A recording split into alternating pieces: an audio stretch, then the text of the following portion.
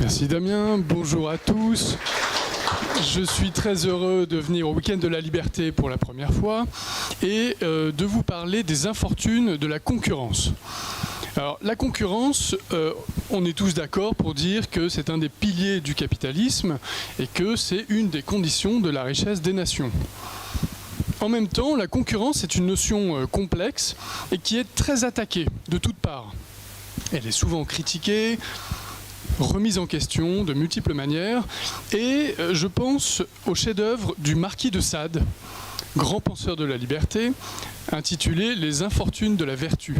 Et dans ce livre magnifique, on assiste à une sorte de descente aux enfers de l'héroïne Justine, qui subit une série de sévices, de tortures, de viols, de méfaits en tout genre, si bien que le lecteur, en fait, en lisant ce livre, est obligé de ressentir une immense compassion pour la malheureuse Justine. Et moi, j'éprouve le même genre de compassion quand je vois la manière dont la concurrence est attaquée. C'est pour ça que cette conférence est intitulée « Les infortunes de la concurrence ». Alors, comment est-elle attaquée? Elle est attaquée de manière intellectuelle, théorique, politique, juridique, philosophique, de plusieurs manières, notamment trois. Il y a d'abord les théories et les politiques qui visent à réduire la concurrence parce qu'on estime que de temps en temps, il y a trop de concurrence. C'est le vilain capitalisme sauvage, c'est vraiment très très vilain, il faut réduire la concurrence. Il y a aussi les théories et les politiques qui visent à supprimer la concurrence, dire voilà, il y a plein de cas où le marché naturel aboutit à des situations sous-optimales et donc il ne faut pas de concurrence du tout, il faut que ce soit l'État qui produise les choses et qui agisse. Et il y a une troisième catégorie d'attaque contre la concurrence qui est beaucoup plus subtile et beaucoup plus insidieuse à mon avis. Ce sont les politiques de la concurrence qui prétendent œuvrer en faveur de la concurrence. Alors, il y a deux aspects dans ces politiques. Il y a les politiques qui visent à réduire les aides d'État. Donc ça, les libéraux, ils sont tous favorables à ça, et c'est normal. C'est pour empêcher que les États distordent la concurrence en avantageant des entreprises, particulièrement dans le marché commun en Europe. Ça, rien à dire. En revanche, il y a une deuxième catégorie, c'est ce qu'on appelle les politiques antitrust. Elles sont nées aux États-Unis à la fin du 19e siècle, et ce terme antitrust n'existe pas vraiment en Europe. En Europe, on parle de politique de la concurrence, de contrôle des concentrations et de lutte contre les abus de position dominante, et les abus des monopoles, etc. Et alors, l'inconvénient de ces politiques, c'est qu'elles aboutissent à donner encore plus de pouvoir à l'administration, à la sphère publique, à l'État. Donc quand je parlerai d'État, ce sera en fait pour parler de la sphère publique. Ça englobe les institutions européennes, les autorités administratives en tout genre, voilà, la puissance publique. Ces politiques qui prétendent entretenir la concurrence, vraiment la soutenir quand on estime qu'elle est insuffisante, elles aboutissent à donner plus de pouvoir à l'administration, à avoir plus de bureaucrates, plus de lois, plus de réglementations, alors qu'elles semblent avantager le capitalisme. Est-ce qu'il n'y a pas une contradiction là, en fait? On a en fait un raisonnement du style, voilà, la liberté c'est très bien, mais pour avantager la liberté, il faut des politiques qui vont donner plus de pouvoir à ceux qui réduisent la liberté. Le capitalisme c'est très bien, mais pour le faire fonctionner, il faut plus de bureaucratie. Alors Ayn Rand dans Atlas Shrugged écrivait « Dans la vie, il n'y a pas de contradiction. Quand vous tombez sur quelque chose qui ressemble à une contradiction, vérifiez vos prémices.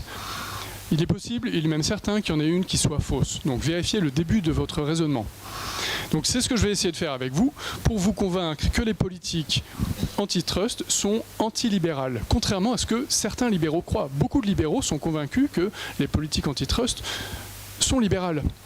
100% des antilibéraux sont convaincus de ça. Mais ce qui, moi, m'étonne, c'est que des libéraux pensent qu'elles sont nécessaires.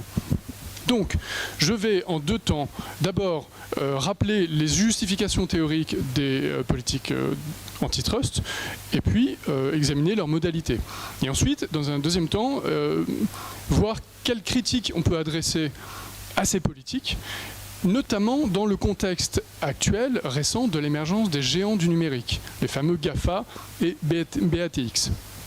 Je ne parlerai pas de commerce international, donc concurrence internationale, parce que c'est un domaine à part entière. Je parlerai de concurrence entre les entreprises et entre les entrepreneurs. Donc première partie, quelles sont les justifications et les modalités des politiques antitrust? Alors pour résumer, les théoriciens, les économistes ont inventé une espèce de société idéale, abstraite, théorique, idéale. Dans les faits, on constate que cette société n'existe pas, donc l'État doit intervenir. Ça se résume à peu près à ça. Alors maintenant, on va voir un peu plus en détail. Cette théorie, c'est la théorie de la concurrence pure et parfaite, qui est critiquée par tous les antilibéraux, qui disent « Regardez, vous les libéraux, votre dogme, votre religion de fanatique, c'est la théorie de la concurrence pure et parfaite ». Que dit cette théorie? C'est la théorie néoclassique qui a été inventée fin 19e, début 20e siècle.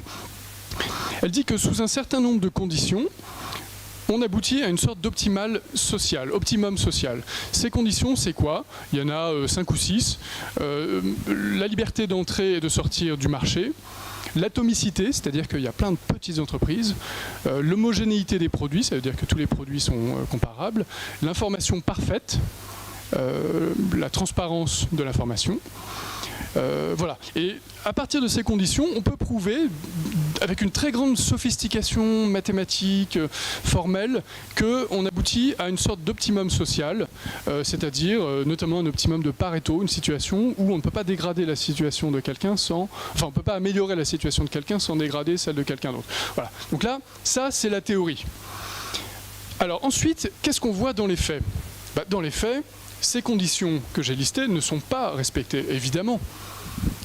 On n'a pas une atomicité naturelle, il n'y a pas une multitude de petites entreprises, il n'y a pas d'information parfaite, il y a des asymétries d'information, il n'y a pas d'homogénéité des produits.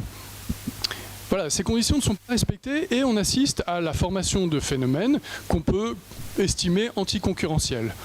Des monopoles qui abusent des consommateurs en augmentant les prix ou en baissant la qualité, des cartels avec des entreprises qui passent des accords plus ou moins secrets entre elles pour abuser du gentil consommateur en augmentant les prix, des ententes illicites, du dumping, où là ce sont des entreprises qui en fait évitent l'émergence de concurrents en baissant artificiellement leurs prix pour que les concurrentes soient plus rentables. Voilà. Donc on assiste à plein de pratiques de ce style qui sont unanimement considérées comme nuisibles. Donc, l'État doit intervenir.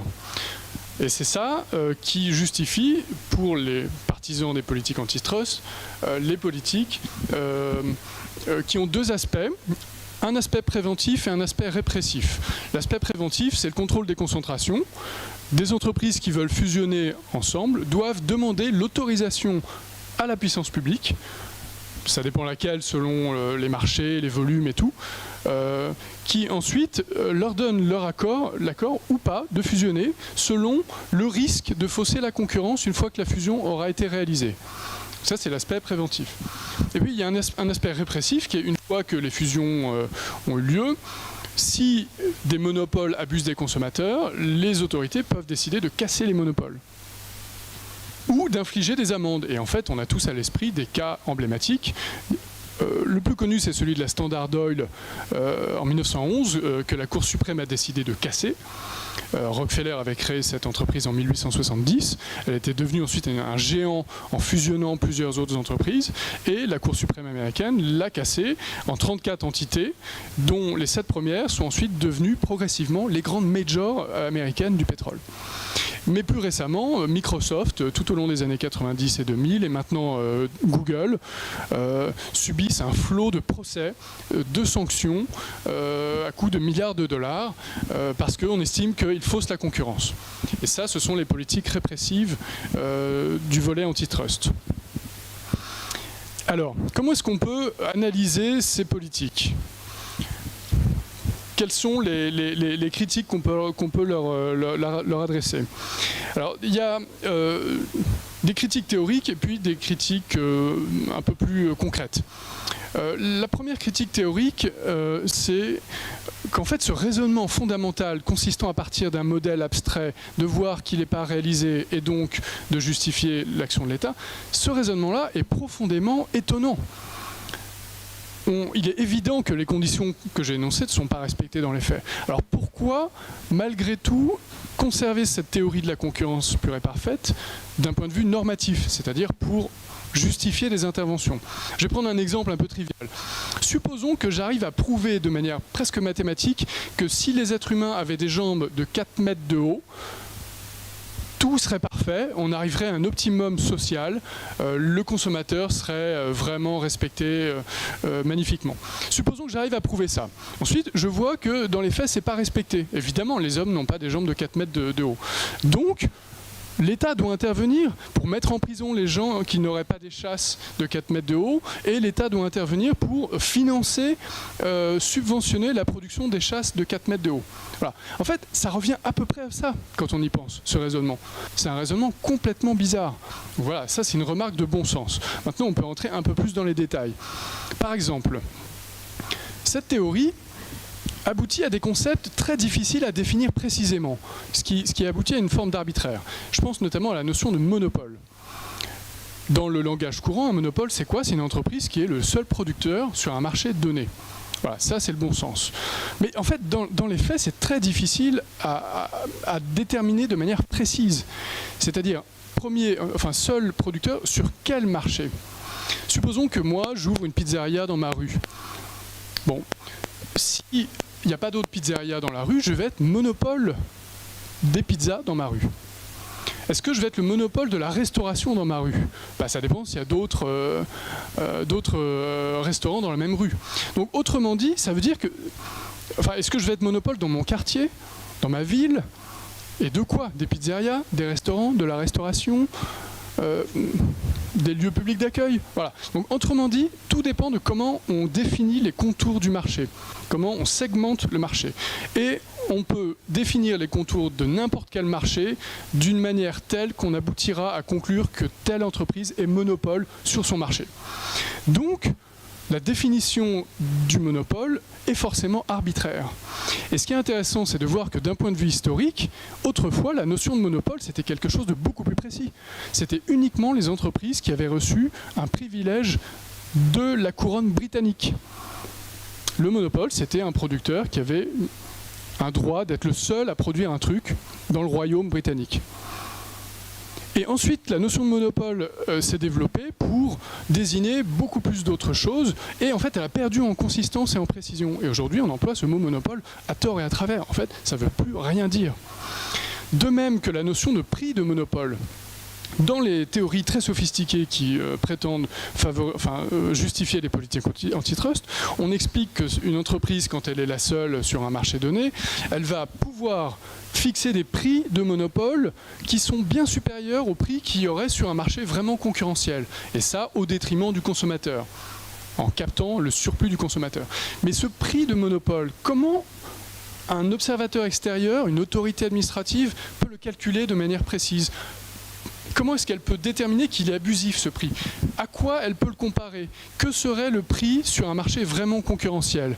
En fait, il n'y a pas de réponse. Il n'y a pas de réponse rigoureuse, scientifique. La réponse est forcément arbitraire. On n'a pas d'outils scientifiques pour déterminer ce que serait un prix sur un marché prétendument concurrentiel. Et si vous voulez la démonstration académique de cette vision que je viens d'exprimer, vous pouvez vous reporter par exemple au chapitre 10 du chef-d'œuvre de Rothbard, L'homme, l'économie et l'État, qui démontre ça de manière très convaincante. Simplement, c'est assez peu connu. Donc on aboutit à des concepts assez bizarres. Et de manière générale, on a beaucoup de mal à distinguer des pratiques prétendument anticoncurrentielles de ces acteurs de pratiques normales du marché. Par exemple, prenons l'exemple d'un cartel, c'est-à-dire quelques entreprises qui, entre elles, se mettent d'accord pour réduire la production d'un truc, ce qui va augmenter les prix artificiellement. Comment on peut conceptuellement distinguer cette situation d'une entreprise normale qui procède à une allocation différente de ses productions entre différents produits? Si par exemple moi je produis des chaussures et des chaussettes, je vais décider à un moment donné de baisser ma production de chaussettes pour augmenter ma production de chaussures. Bon. Pourquoi je vais faire ça? Mais tout simplement parce que je veux faire plus de profit. Je veux vendre des chaussures à un prix que j'ai choisi et voilà. J'adapte ma stratégie de production au marché. Un cartel d'entreprise, c'est la même chose. C'est comme si plusieurs divisions d'une même entreprise prenaient ce genre de décision. Donc, En fait, d'un point de vue rigoureux, on a du mal à distinguer ces situations prétendument anticoncurrentielles d'une situation normale de bon sens. Et dans cette théorie de la concurrence pure et parfaite, on a une espèce de vision mécaniste et statique de l'univers et de la nature humaine. Ce qui est assez frappant. Elle est statique parce qu'elle ne prend pas en compte la dimension du temps. Dans cette théorie, le temps n'existe pas, les choses sont un peu figées, et elle est mécaniste parce qu'elle ne prend pas en compte la complexité de la nature humaine. L'être humain, en fait, c'est une espèce de robot dans cette théorie. Et notamment l'entrepreneur. L'entrepreneur n'existe pas vraiment. C'est une sorte de salarié de l'entreprise. Dans cette théorie, il n'y a pas d'incertitude, il n'y a pas de risque, il n'y a pas de profit. Les profits tendent vers zéro dans la théorie de la concurrence pure et parfaite. Alors, on voit bien que d'un point de vue méthodologique, c'est bizarre. Il est évident que cette théorie est absurde et pourtant on continue de s'en servir pour dire qu'elle n'est pas respectée, mais quand même, justement, comme elle n'est pas respectée, on va justifier l'intervention de l'État. Qu'est-ce qu'on devrait faire? On devrait plutôt dire, cette théorie ne permet pas de comprendre le fonctionnement des sociétés humaines et en particulier du marché. Trouvons une théorie plus réaliste, plus fidèle, qui permet de comprendre la complexité de l'économie. Cette théorie, en fait, elle existe. Notamment les penseurs autrichiens l'ont faite, mais elle est moins connue. Qu'est-ce qu'elle dit? Elle dit d'abord que dans la nature humaine, le profit est une dimension fondamentale, qui est normale. Tout être humain agit, c'est-à-dire il se fixe des objectifs à atteindre pour améliorer sa situation personnelle. Donc pour ça, il va mettre en œuvre des moyens, il va prendre un risque, et il faut que sa situation personnelle s'améliore. Et il va en tirer un profit subjectif. De même, les entreprises, elles vont chercher un profit, elles vont être en concurrence les unes par rapport aux autres, et elles vont essayer d'être la meilleure possible sur un marché donné. Elles vont faire de l'innovation, s'améliorer, essayer de capter une part de marché, inventer des nouveaux produits. Et dans cette vision plus réaliste de la nature humaine et de l'économie, le monopole n'est pas un dysfonctionnement, c'est même monopole au sens courant. C'est même quelque chose de naturel. Tout entrepreneur qui crée un produit, son objectif évident, c'est d'être le monopoleur de ce produit sur son marché. Et puis un entrepreneur qui est sur un marché où il y a des produits qui existent déjà, il va tout faire pour être le meilleur possible et éventuellement pour modifier son produit par la qualité, de manière à être un peu une sorte de monopole sur son produit. C'est quelque chose de normal. C'est même une incitation. Un entrepreneur ne ruinerait pas sa vie personnelle pour inventer quelque chose et prendre plein de risques dans sa jeunesse s'il n'avait pas l'espoir de gagner beaucoup d'argent. Et pour gagner beaucoup d'argent, il faut qu'à un moment donné, il ait une sorte de monopole. Même si par la suite, des concurrents arrivent et rognent ses marges. Mais en tout cas, c'est quelque chose de normal. Et ça, c'est beaucoup plus réaliste pour comprendre la nature humaine. Et donc, en fait, comment on pourrait définir la concurrence? Pas avec cette théorie néoclassique, abstraite et fumeuse. La concurrence, c'est simplement une situation où il y a libre entrée sur le marché, où il n'y a pas de barrière à l'entrée. Quand je parle de barrière à l'entrée, je parle de barrière légale. Ça aussi, c'est une notion complètement ambiguë, la notion de barrière à l'entrée. N'importe quoi peut être considéré comme une barrière à l'entrée. L'excellence est une barrière à l'entrée pour des compétiteurs. La seule barrière à l'entrée qu'on puisse définir de manière précise, c'est une barrière légale. Donc il y a concurrence quand il n'y a pas de barrière légale à l'entrée, quand la puissance publique n'empêche pas des compétiteurs d'entrer sur un marché donné. Alors ensuite, comment ça se passe? Est-ce qu'on ne risque pas d'arriver à des situations où il y a quand même des gros acteurs qui abusent du consommateur? Donc il y a deux choses à dire. D'abord, on analyse la firme depuis Ronald Coase et son article fondateur en 1936 comme une entité où on instaure des relations hiérarchiques pour économiser les coûts de transaction qu'il y a sur le marché normal. Ça, c'est la nature de la firme. Ensuite, pourquoi est-ce qu'une firme ne grossit pas indéfiniment jusqu'à être une gigantesque firme presque mondiale? Tout simplement parce que, à partir d'un certain stade, les coûts de coordination interne de la firme deviennent supérieurs à l'économie de transaction qui a justifié la création de la firme. C'est un petit peu du charabia théorique, mais c'est vraiment pour résumer les choses. Donc ça, c'est un élément théorique qui permet d'expliquer pourquoi les entreprises, naturellement, ne pourront pas croître à l'infini. Et puis, il y a le deuxième aspect, qui est que si une entreprise abuse vraiment de ses clients, ça arrive, l'entreprise va si elle est vraiment un des rares producteurs d'un produit sur le marché, peut-être qu'elle va avoir tendance à fixer des prix très élevés, vraiment outrancièrement élevés, objectivement choquants. Bon, mais il n'y a aucune chance pour qu'elle puisse se maintenir dans cette situation sur le long terme. Sur le court terme, évidemment, ça pose aucun doute, mais sur le long terme, ça va forcément créer des opportunités de profit pour des entrepreneurs qui vont l'identifier et créer des entreprises pour la concurrencer. Alors ça, c'est la vision théorique un peu idéale. Donc tout de suite, les anti-libéraux, en général, disent « Mais vous, les libéraux, vous êtes des utopistes. Dans la réalité, ça ne fonctionne pas comme ça. » Certes. Donc là, il y a deux réponses. D'abord, personne ne prétend que cet ajustement un peu automatique, spontané, doive s'effectuer de manière immédiate. Tout prend du temps. L'histoire économique humaine doit s'analyser sur le long terme. Ce type d'ajustement ne se fait pas instantanément. Quand on parle des GAFA, en fait, leur émergence représente une échelle de temps très très courte sur l'histoire économique. Donc il est naturel que les ajustements ne soient pas instantanés. Et puis il y a une deuxième réponse qui me paraît très importante et qui est négligée. C'est que quand on voit des situations où il y a des entreprises qui abusent évidemment des consommateurs, il faut essayer de comprendre pourquoi il n'y a pas plus de compétiteurs. Pourquoi il n'y a pas plus de concurrents.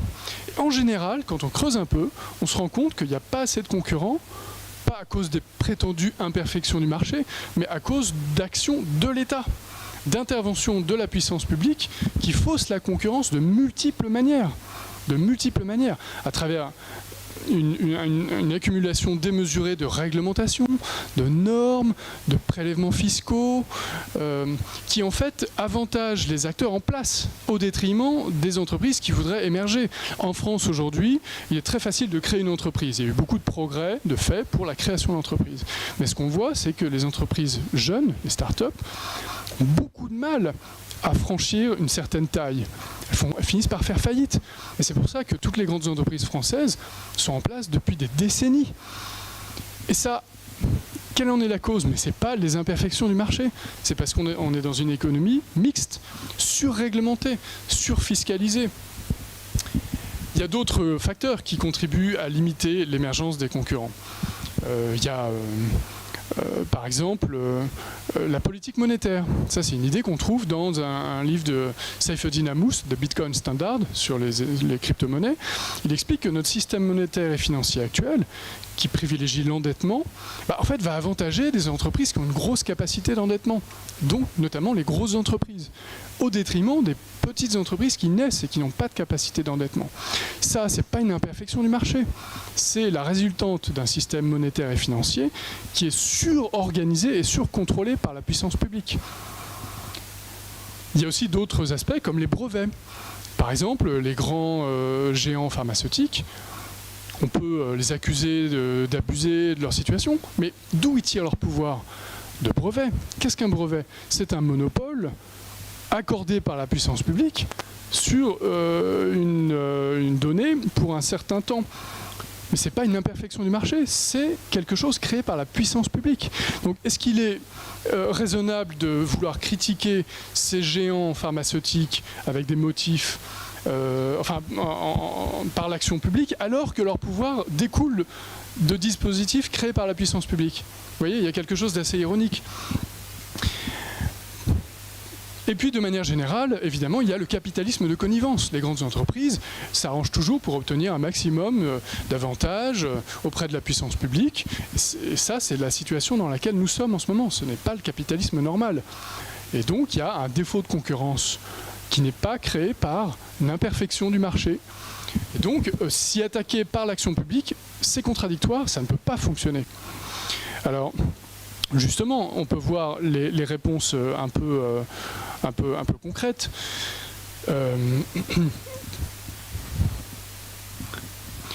Ces politiques ont souvent des conséquences un peu aberrantes. On peut en identifier 4. D'abord, elles nuisent aux entrepreneurs.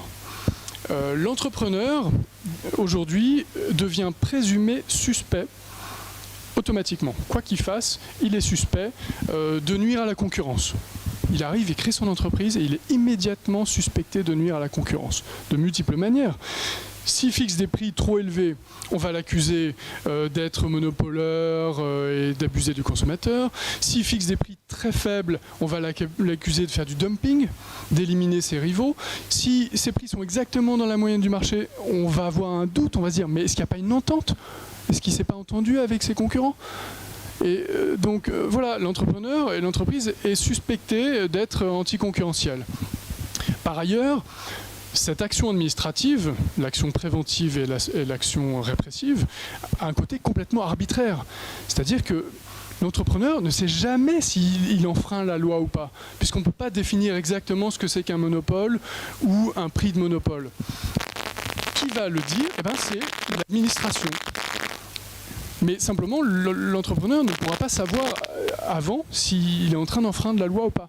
Donc il y a un côté arbitraire de l'action publique qui est extrêmement choquant d'un point de vue philosophique et inquiétant. C'est-à-dire que ces politiques antitrust sont vraiment aux limites de l'état de droit. Et donc de manière générale, ça va dissuader l'entreprise, l'entrepreneuriat, et ça va dissuader la concurrence. Alors que l'objectif, c'est de favoriser la concurrence. C'est quand même assez ironique. Le deuxième élément, c'est que les politiques nuisent aux consommateurs. Elles empêchent le consommateur de profiter de la recherche et de l'innovation d'acteurs qui, en prospérant, auraient de plus en plus de moyens. Il y a d'ailleurs des études empiriques, je pense notamment à un économiste qui s'appelle Thomas Di Lorenzo, qui ont analysé a posteriori des cas de décisions antitrust du début du XXe siècle, qui ont cassé des entreprises et qui ont essayé de voir d'un point de vue empirique si ces décisions étaient légitimes ou pas, s'il y avait vraiment des abus du consommateur, notamment en termes de prix. Et ce qu'on voit, c'est qu'à posteriori, très souvent, on se rend compte qu'il n'y avait pas d'abus des consommateurs. Au contraire, il y avait des tendances favorables aux consommateurs. Et à un moment donné, les autorités antitrust arrivaient et cassaient cette dynamique. Pour plusieurs raisons. D'abord, parce que les autorités administratives et la puissance publique a une prétention à l'omniscience. Et là, on rejoint les thèses de Hayek sur la présomption fatale. Les sociétés humaines sont éminemment complexes et quelques bureaucrates dans leur bureau ne peuvent pas saisir toute la subtilité de l'économie. Donc c'est valable notamment pour l'analyse de la concurrence. Et puis, ces décisions, et c'est mon quatrième point, troisième, c'est troisième. Dans ces décisions antitrust, il y a souvent en fait des instrumentalisations politiques. C'est-à-dire que vous avez beaucoup d'acteurs qui vont avoir intérêt à faire prospérer les théories antitrust et les pratiques antitrust pour en fait détruire leurs concurrents. Les fondateurs de l'économie classique, Turgot, Jean-Baptiste Say, etc., ne s'intéressaient pas beaucoup aux problèmes de monopole et d'abus de position dominante. Cette notion est arrivée à la fin du XIXe siècle avec le Sherman Act en 1890, qui était la première loi antitrust importante. Et aujourd'hui, avec les études historiques, on se rend compte que ce qui a justifié cette loi, c'était du clientélisme électoral. C'était un grand nombre d'entreprises moyennes qui étaient paniquées par l'émergence de grands acteurs industriels issus de la révolution industrielle et qui ne savaient pas comment faire face et qui se sont alliés et qui ont obtenu le soutien unanime des sénateurs républicains pour faire passer le Sherman Act. Ça, c'était avant toute justification théorique. C'était vraiment du clientélisme électoral.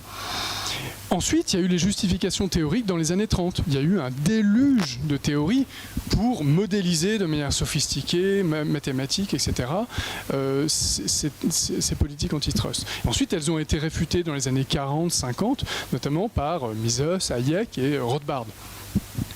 Mais ce qu'on voit, c'est que, voilà, là, et ça a été analysé par l'école du public choice aussi, on a une instrumentalisation de politique publique par des acteurs privés. C'est-à-dire que moi, si je n'arrive pas à faire face à un nouveau concurrent, parce que je suis tout simplement moins bon, plutôt que de risquer la faillite, je vais faire pression sur les parlementaires et sur les médias pour faire passer des lois antitrust et prendre des décisions antitrust contre ces gros acteurs.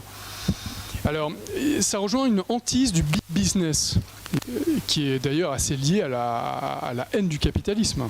Le capitalisme, c'est l'accumulation du capital, et donc naturel qu'on voit émerger de très gros acteurs qui ont beaucoup de pouvoir, qui peuvent donc faire de grandes choses au service de l'humanité. Donc la haine du big business, elle a émergé au fin 19e siècle, et elle est en train de revenir en ce moment face aux GAFA. qui sont des acteurs d'un genre totalement nouveau et qui sont objectivement très impressionnants. Je vais parler des GAFA juste après, mais d'abord, il y a un quatrième point pour lequel on peut dire que les politiques antitrust aboutissent à des conséquences concrètes aberrantes, c'est qu'elles justifient l'extension sans limite de la sphère publique. Les politiques antitrust justifient l'extension sans limite de la sphère publique, pas seulement parce qu'elles font naître des bureaucraties antitrust, mais parce qu'elles empêchent l'émergence d'acteurs qui auraient des moyens pour faire plein de choses dans tous les domaines, dans la recherche, dans la culture, dans l'éducation, dans la philanthropie. Et comme on les empêche d'atteindre ce niveau-là, en gros, on réduit le nombre de milliardaires sur Terre. Ensuite, ça donne des arguments à l'administration pour dire, regardez, le marché ne fait pas ça spontanément, le marché, il n'y a pas assez de philanthropie, le marché n'aide pas assez les artistes, le marché ne fait pas assez de recherche fondamentale, donc il faut que l'État le fasse. Il faut un ministère, il faut des bureaucrates, il faut des impôts, et donc on justifie comme ça, sans limite, l'extension de la sphère étatique, parce qu'on empêche le privé de le faire, au nom de la concurrence. C'est quand même très étonnant comme situation. Alors maintenant, les GAFA.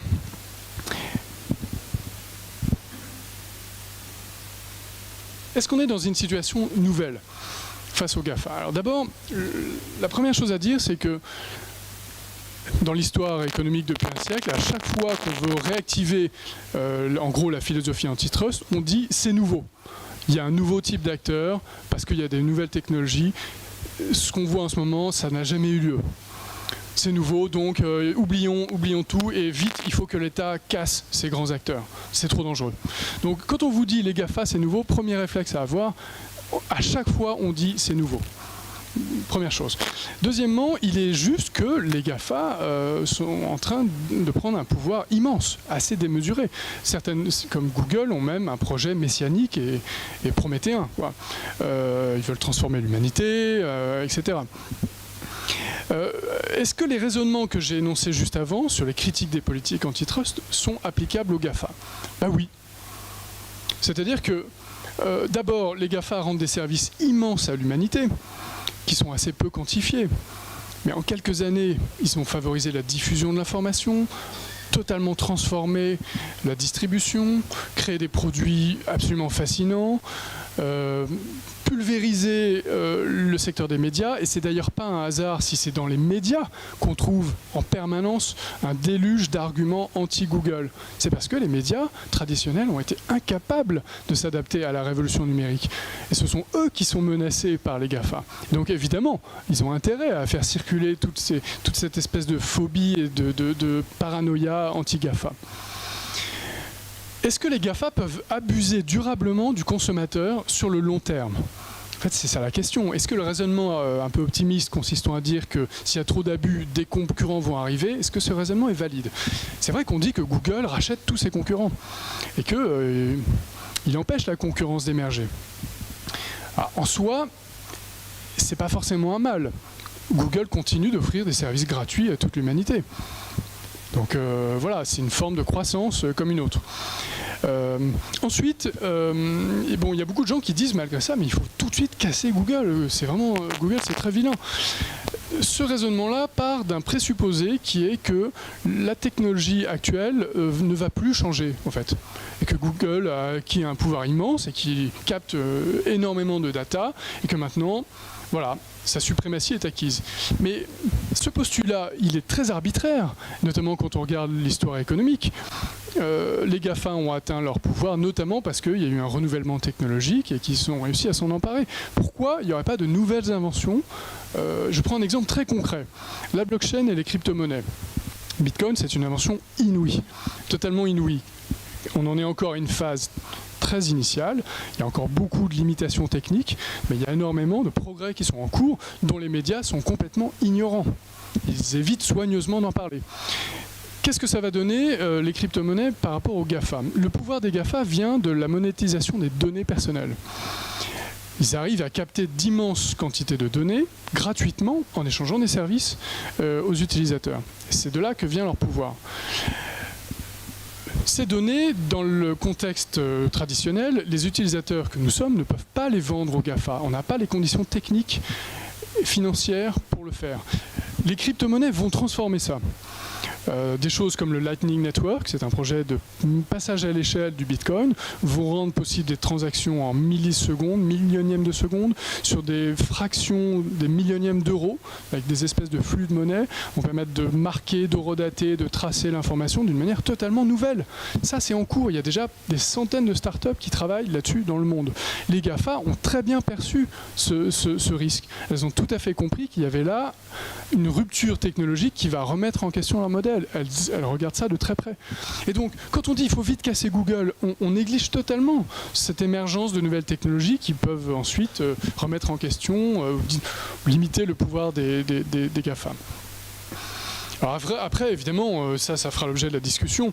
On peut passer dans la science-fiction, c'est-à-dire que l'irruption de l'intelligence artificielle fait que si l'humanité va être transformée, est-ce que c'est bien raisonnable de laisser Google le faire ?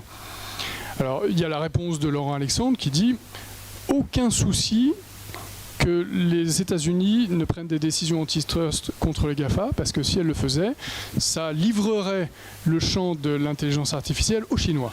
Et donc, pour des raisons géopolitiques, il n'y aura tout simplement pas de décision antitrust contre les GAFA. Donc, le problème est réglé. » D'ailleurs, ça rejoint un argument un peu colbertiste ou de nationalisme économique contre les politiques antitrust, que je n'avais pas cité juste avant, parce qu'en fait, ce n'est pas l'argument des libéraux.